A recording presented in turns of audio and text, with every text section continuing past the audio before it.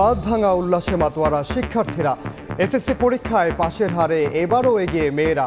যশোরের সর্বোচ্চ 92 মোট জিপিএ 1,81,000-এর বেশি।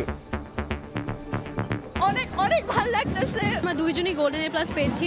আমার বন্ধুরা সবাই এই থেকে প্লাস পাইছে। মা দিবসে এই রেজাল্ট আমি মাকে দিব। গোল্ডেন পাইছে ও, এটাই শুকর আলহামদুলিল্লাহ। আমি অনেক খুশি হয়েছি আমার বাবা পাস করতে। পাশের হার হচ্ছে সব মিলিয়ে 83.04% এবং সর্বমোট জিপিএ 5 পেয়েছে 1,82,129 জন। শিক্ষা খাতে ব্যয়কে বিনিয়োগ হিসেবে দেখছে সরকার। ছেলেরা কেন পিছিয়ে পড়ছে খোঁজ নিতে বললেন প্রধানমন্ত্রী।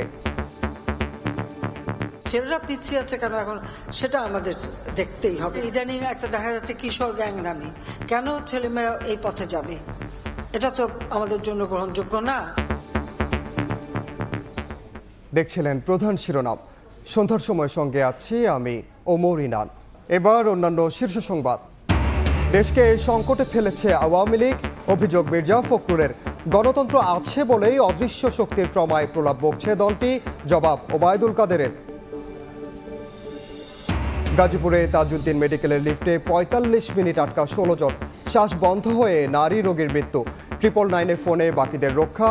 তদন্তের নামে দায় এড়াতে ব্যস্ত কর্তৃপক্ষ। টার্গেট গরিব ও অসহায় মানুষ।